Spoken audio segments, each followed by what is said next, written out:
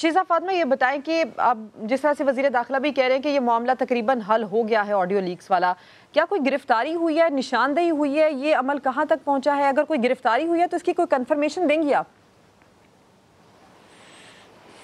دیکھیں میرے علم میں ذاتی طور پہ تو نہیں ہے کہ کوئی گرفتاری ہوئی ہے، لیکن کارروائی یقیناً چل رہی ہے۔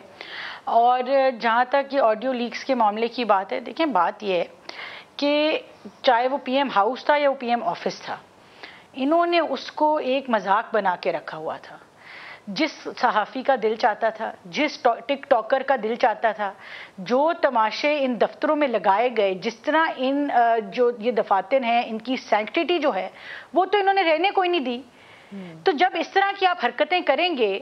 کوئی پی ایم ہاؤس کے ٹب میں بیٹھا ہوا ہے، کوئی پی ایم آفس کی آگے عجیب و غریب حرکتیں کرتے ہوئی خواتین جو ہیں وہ ویڈیوز بنا رہی ہیں اپنی ٹک ٹاکس کے لیے، شہرت کے لیے، اس طرح کے لوگ آپ نے ہائر کیے ہوئے ہیں، سارا فوکس آپ نے ساری سیاسی بھرتیاں کی اپنے سوشل میڈیا، سرکاری سوشل میڈیا، سرکاری اداروں کے اندر۔ جب آپ سیاسی بچوں کو لا کے بٹھائیں گے تو آپ کس طرح سے پھر انشور کر سکتے ہیں یا کس طرح سے آپ اس کو سچویشن کو جو ہے وہ کنٹرول کر سکتے ہیں کہ کون ریکارڈ کرتا ہے، حکومتی فائنڈنگز اب تک کیا ہیں؟ اب تک جو تحقیقات ہو رہی ہیں، رانا ثناء اللہ صاحب چونکہ خود یہ کہہ چکے ہیں کہ پیسوں کی لالچ کی خاطر یہ آڈیو لیکس کی گئیں، جس عملے نے یہ لیکس کی ہیں۔ کیا فائنڈنگز ہے اب تک کی کہ اگر یہ پیسوں کی خاطر کیا بھی ہے کام تو یہ ڈیٹا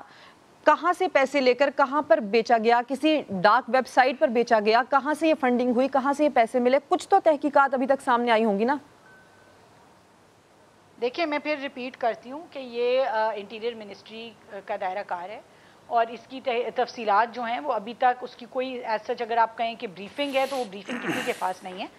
وہ تحقیقات جاری ہیں اور بالکل سارے انٹرنیٹ کے اوپر جو ہے وہ ہیک بھی ہوتی ہیں چیزیں۔ اس وقت ڈیٹا جو ہے وہ سب سے بڑا ایسٹ ہے، ڈیٹا بریچز ہوتے ہیں، ڈیٹا تھیفٹس ہوتی ہیں، بڑی بڑی آرگنائزیشنز جو ہیں وہ ڈیٹا کی بنیاد پہ بلین ڈالر کمپنیز چلا رہی ہیں۔ تو یہ کوئی اتنا مشکل کام نہیں ہے کہ اس کو بیچنا یا پیسہ کہاں سے آیا، لوگ دینے کو بھی تیار ہوتے ہیں۔